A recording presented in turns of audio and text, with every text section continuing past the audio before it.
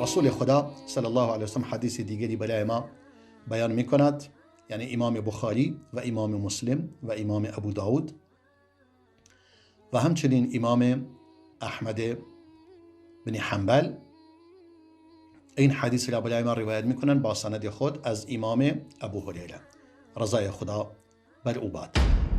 می فرماید امام ابو هریره رسول الله صلی الله علیه و سلم فرمود: لا یقولن احدکم عبدی و امتی. این در زمانی است که عبد و کنیز وجود داشته، غلام. میگه کسی به غلام خود نگوید ای عبد من، و کسی به کنیز خود نگوید ای امته من. یعنی کلمات عبد و امته همون معنی عبد اما برای زن استفاده می شود. ای عبد من برای زن یا برای مرد این کلماتو استفاده نکند. کلکم عبید الله، می فرماید همه بنده خدا هستید، کسی خود را بنده کسی دیگری نکند.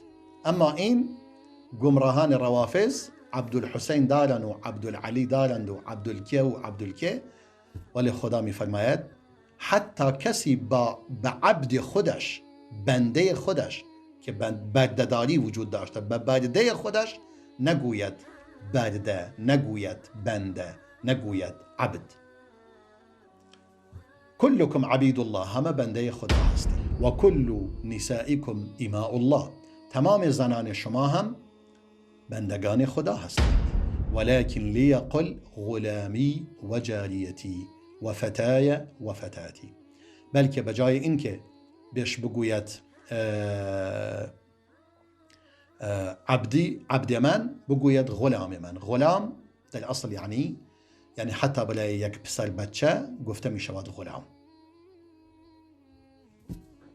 غلام یعنی پسر بچه، جاریه یعنی دختر بچه، نه به معنی کنیز. و فتای و فتاتی، حتی به لفظ فتای ای جوان من، ای جوان من. جوان برای زن یا برای مرد و زن همینو گفته شود.